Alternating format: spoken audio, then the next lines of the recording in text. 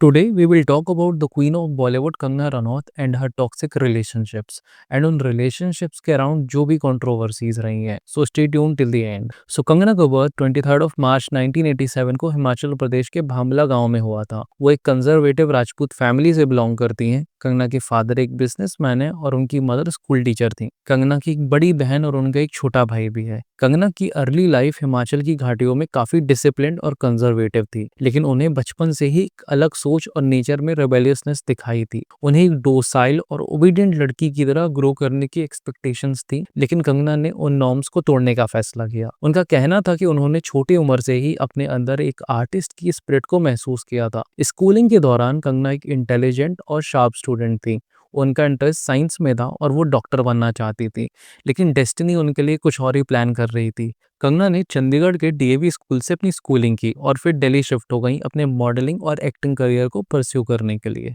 कंगना ने अपना बॉलीवुड डेब्यू 2006 में गैंगस्टर से किया था, जब वो सिर्फ 17 साल की थी. तब उनकी लाइफ में एक इम्पॉर्टेंट नाम आया, आदित्य पांचोली. उस वक्त कंगना एक स्ट्रगलर थी और आदित्य पांचोली ने उन्हें अपनी मेंटरशिप ऑफर करी थी. अकॉर्डिंग टू आदित्य, उन्होंने कंगना को अपने कॉन्टेक्ट्स और इन्फ्लुएंस के जरिए हेल्प करना शुरू किया. उन्होंने कंगना के रहने के लिए एक फ्लैट भी अरेंज किया था और फाइनेंशियली भी उनका सपोर्ट किया था. कंगना और आदित्य के बीच लगभग 20 साल का एज गैप था. आदित्य मैरिड थे और उनकी एक एस्टैब्लिश्ड फैमिली लाइफ थी. अकॉर्डिंग टू रिपोर्ट्स, कंगना और आदित्य का रिलेशनशिप कुछ ही टाइम में प्रोफेशनल से पर्सनल बन गया था. दोनों को पार्टीज और इवेंट्स में भी साथ दिखा जाने लगा. लेकिन कंगना के अकॉर्डिंग रिलेशनशिप स्टार्ट होने के कुछ टाइम बाद ही टॉक्सिक होने लग गया था. कंगना ने क्लेम किया कि आदित्य पॉजेसिव और कंट्रोलिंग होने लगे थे. उन्होंने कहा, वो मुझे मेरे फ्रेंड्स और इंडस्ट्री के लोगों से मिलने नहीं देते थे, हर चीज़ पे कंट्रोल रखना चाहते थे. लेटर ऑन कंगना ने इंटरव्यूज में रिवील किया कि आदित्य उनके साथ फिजिकली अब्यूजिव थे और उनके साथ मारपीट भी करते थे. रिलेशनशिप के बीच का टेंशन तब बढ़ गया जब कंगना ने ओपनली आदित्य के अब्यूजिव बिहेवियर को एड्रेस करना स्टार्ट कर दिया. अकॉर्डिंग टू कंगना, आदित्य ने एक बार उन्हें घर में लॉक कर दिया था और उनके ऊपर हाथ उठाया था. कंगना ने कहा कि मैं बालकनी से चिल्ला चिल्ला कर हेल्प मांग रही थी. आदित्य और कंगना के फाइट्स मीडिया की हेडलाइंस बनने लगे थे. आदित्य की वाइफ जरीना बहाव भी इस कंट्रोवर्सी से इंक्लूडेड थी. जरीना का कहना था कि कंगना अपनी मर्जी से मेरे हस्बैंड के साथ थी और उन्होंने उनका मिसयूज किया है. कंगना ने फाइनली आदित्य के साथ अपने रिलेशनशिप को खत्म कर दिया और अपने करियर पर फोकस करना शुरू कर दिया, लेकिन उन्होंने आदित्य को ओपनली एक्सपोज करने की कई बार कोशिश करी. कंगना ने आदित्य के अगेंस्ट एक पुलिस कंप्लेंट भी फाइल की थी, जिसमें उन्होंने उनके अब्यूजिव बिहेवियर को मेंशन किया था. आदित्य पंचोली ने भी कंगना के अगेंस्ट डिफेमेशन केस फाइल किया. दोनों तरफ से लीगल नोटिसेस एक्सचेंज हुए और ये मुद्दा काफी टाइम तक कोर्ट में भी रहा. कंगना ने हमेशा अपने इंटरव्यूज में कहा है कि उन्होंने जो भी आदित्य के साथ एक्सपीरियंस किया, उसने उनको और स्ट्रांग बनाया है. उन्होंने कहा कि मुझे अपने आप को प्रोटेक्ट करना और बाउंड्रीज सेट करना सीखना पड़ा, कि मेरी लाइफ का सबसे बड़ा लेसन था. वहीं आदित्य ने कंगना के एक्यूजेशंस को हमेशा डिनाई किया है. उनका कहना था कि कंगना उनका नाम सिर्फ पब्लिसिटी के लिए ही यूज कर रही हैं. इस कंट्रोवर्सी ने बॉलीवुड को दो कैंप्स में डिवाइड कर दिया था. कुछ लोग कंगना के सपोर्ट में आए तो कुछ आदित्य की साइड पर खड़े हो गए. मीडिया ने इस केस को काफी सेंसेशनलाइज किया था, जिसमें कंगना को एक विक्टिम और फाइटर के रूप में देखा गया. इस रिलेशनशिप के बाद जो अगली रिलेशनशिप थी, वो थी अध्ययन सुमन के साथ. कंगना रनौत और अध्ययन सुमन की मुलाकात 2008 में हुई, जब दोनों राज द मिस्ट्री कंटिन्यूस की शूटिंग कर रहे थे. राज 2 फिल्म के सेट पर दोनों के बीच काफी स्ट्रॉन्ग केमिस्ट्री थी और ये रियल लाइफ में भी कैरी फॉरवर्ड हो गई.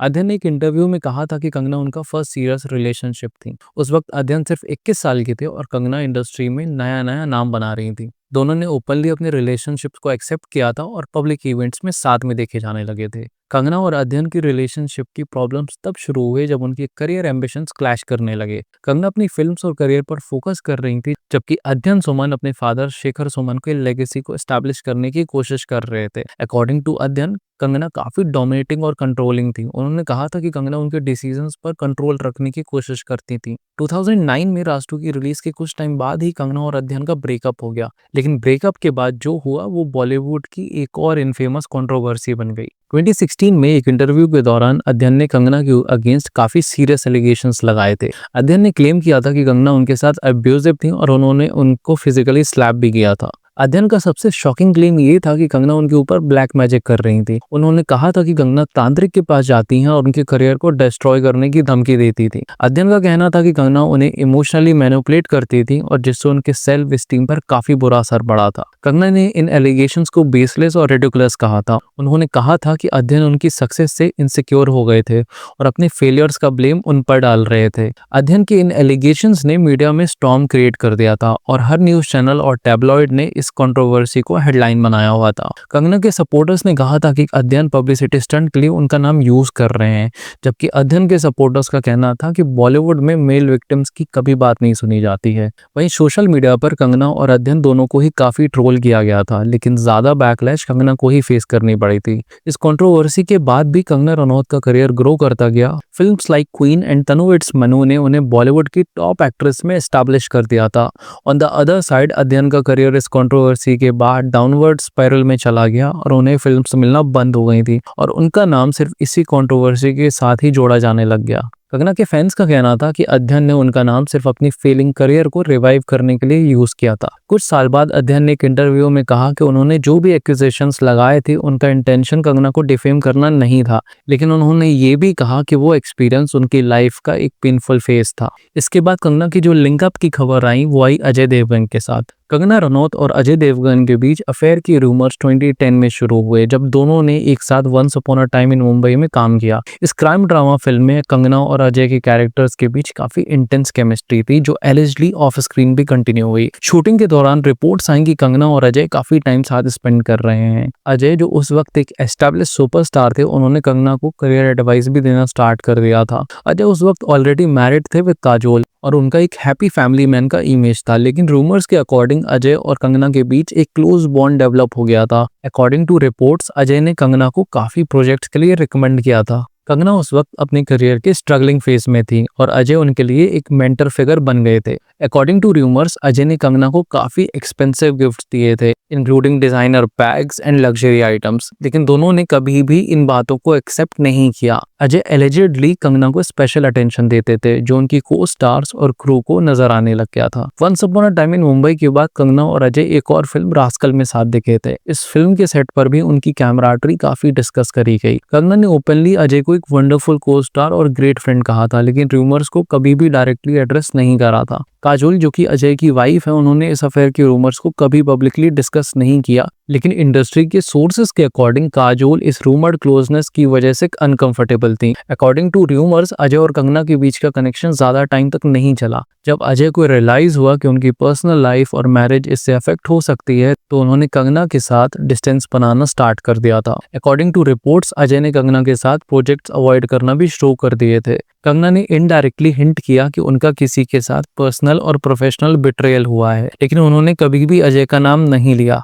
कंगना, जो अपने आउटस्पोकन पर्सनैलिटी के लिए जानी जाती हैं, उन्होंने लेटर इंटरव्यूज में मैरिड मैन के साथ रिलेशनशिप्स पर अपना व्यू भी शेयर करा था। उन्होंने कहा था कि मैं किसी मैरिड मैन के साथ अपने आप को नहीं देख सकती। मैंने पास्ट में गलतियां की हैं, लेकिन अब मैं उनसे सीख चुकी हूँ। ये स्टेटमेंट अजय देवगन की रूमर्ड अफेयर की रेफरेंस में देखा गया, लेकिन कंगना ने कभी भी डायरेक्टली उनका नाम नहीं लिया। On the other side Ajay Devgn, जो कि अपने पर्सनल लाइफ को काफी प्राइवेट रखते हैं, उन्होंने इन रूमर्स पर कभी भी किसी भी प्रकार का कोई कमेंट नहीं करा। उन्होंने हमेशा अपने फैमिली मैन इमेज को मेंटेन किया और कंट्रोवर्सी से दूर रहने की कोशिश की। इसके बाद कंगना की लाइफ में एंट्री हुई ऋतिक रोशन की। कंगना रनौत और ऋतिक की कंट्रोवर्सी की शुरुआत क्रिश 3 के सेट से हुई, जो कि 2013 में रिलीज हुई थी। रिपोर्ट्स के मुताबिक दोनों के बीच शूटिंग के दौरान दोस्ती हुई, जो एलिजिडली एक रोमांटिक रिलेशनशिप में बदल गई। इसके पहले इन दोनों ने एक साथ काइट्स मूवी में भी काम किया था, जो कि 2010 में रिलीज हुई थी। इस वक्त ऋतिक रोशन ऑलरेडी मैरिड थे विद सुजैन खान, लेकिन उनकी शादी प्रॉब्लम फेस कर रही थी। अकॉर्डिंग टू रिपोर्ट्स ये स्पेकुलेट किया गया कि कंगना और ऋतिक के बीच अफेयर चल रहा है, लेकिन दोनों ने कभी ऑफिशियली कुछ भी एक्सेप्ट नहीं किया।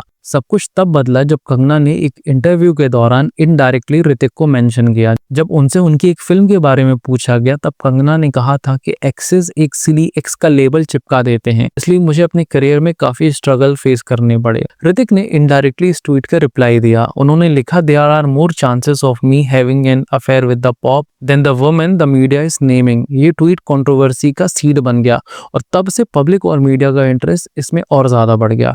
2016 में ऋतिक ने कंगना के अगेंस्ट एक लीगल नोटिस फाइल किया जिसमें उन्होंने डिफेमेशन का एलिगेशन लगाया। ऋतिक का कहना था कि कंगना उनको स्टॉक कर रही हैं और उन्हें अनवांटेड ईमेल्स भेज रही हैं। ऋतिक ने क्लेम किया कि कंगना ने उन्हें अराउंड 1400 ईमेल्स भेजे हैं जो उन्होंने कभी रिप्लाई नहीं किए। ऋतिक ने फर्दर कहा कि कंगना उनके एक इम्पोस्टर के साथ बात कर रही हैं जो उनकी फेक ईमेल आईडी यूज कर रहा था। बट कंगना ने इन एलिगेशंस को डिनाई किया और ऋतिक पर उनके पर्सनल ईमेल्स को लीक करने का ब्लेम लगाया। जब लीगल बैटल शुरू हुआ तो दोनों स्टार्स ने अपनी तरफ से पब्लिक स्टेटमेंट देना शुरू किए। कंगना ने ऋतिक पर ब्लेम लगाया कि उन्होंने उनका रिलेशन कभी एक्सेप्ट नहीं किया क्योंकि वो इनसिक्योर थे और उनका डाइवोर्स चल रहा था। उन्होंने ऋतिक को एक स्पाइनलेस पर्सन कहा जो अपने इमोशंस और एक्शन के लिए जिम्मेदारी नहीं लेते हैं। On the other side Hrithik ने कहा कि उनका कंगना के साथ कोई भी पर्सनल रिलेशन नहीं था। कंट्रोवर्सी तब और एस्केलेट हुई जब एलिजेड ईमेल्स और प्राइवेट फोटोज लीक होना स्टार्ट हो गई। लीक्ड ईमेल्स के अंदर कंगना ने ऋतिक के लिए अपनी डीप फीलिंग्स को एक्सप्रेस किया था, लेकिन कंगना ने कहा कि ये ईमेल्स उनके और ऋतिक के प्राइवेट रिलेशनशिप का पार्ट थे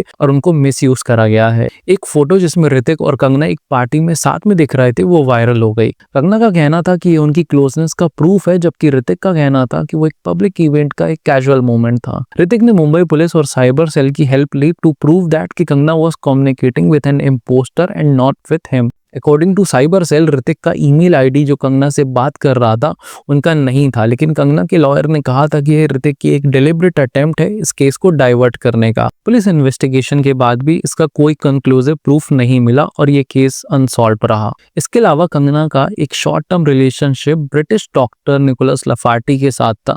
ये बात है 2012 की। एक लो प्रोफाइल और रिलेटिवली पीसफुल रिलेशनशिप था, जहां कंगना ने लेटर रिवील किया कि उन्होंने निकोलस को अपने करियर पर फोकस करने के लिए लेट गो कर दिया था। उनका कहना था कि he was a great guy but I was not ready to settle down. ये रिलेशनशिप कंगना की लाइफ का एक काम फेज था। So this was the video. Thank you so much for watching and see you in the other video.